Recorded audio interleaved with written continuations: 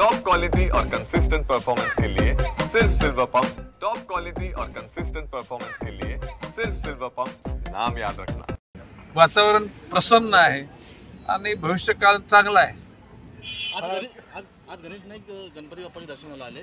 गणेश नाईक लवकरच ठाणे जनता दरबार घेणार होते, कधी घेणार होता? ठाण्याचा कधी? बघा, बाब अशी आहे की आता काल माझी ऑफिशियली ठाणे जिल्ह्याचा संपर्क मंत्री म्हणून नेमणूक झालेली आहे। ओके, पालघरचा पालकमंत्री आहे। प्रश्न असा आहे की जनता दरबार कोणी कुठे घेऊ शकतो, आणि माझं म्हणणं आहे की महायुतीच्या सर्व मंत्र्यांनी जिथं पाहिजे तिथे जाऊन दरबार घ्यावा। दरबारमध्ये काय लोकांच्या अडीअडचणी समजून घेणं आणि दूर करणं, त्याच्यात काय वावड काही नाही, चांगलंच आहे।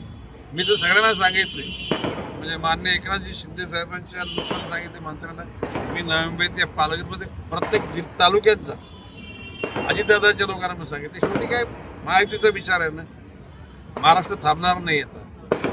गतिमान, शक्तिमान, प्रकाशमान तो सर तर देवेंद्रजी फडणवीस, एकनाथजी शिंदे, अजितदादा पवार आणि शेवटी त्या पाठीमागे आम्ही आहोतच।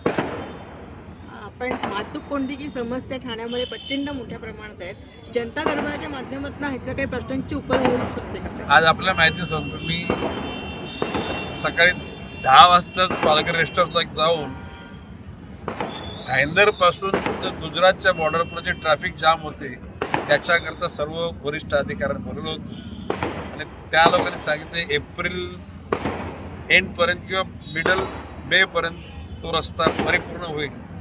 मी तिथल्या SP-ला पण सांगितलं की दररोज जर कोंडी होणार असेल तर लोकांनी प्रवास कसा करायचा, त्यातल्याबरोबर म्हणजे मनोर वाड्याचा तुमचा रस्ता त्याविषयी सुद्धा संबंधित अधिकाऱ्यांनी बोललो होतं।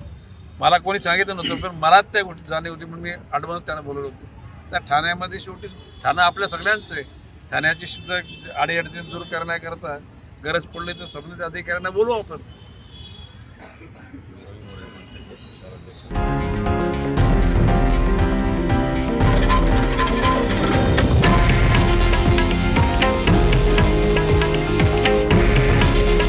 हे आहे देशातील नंबर 1 न्यूज नेटवर्क आणि आपण पाहत आहात TV9 मराठी।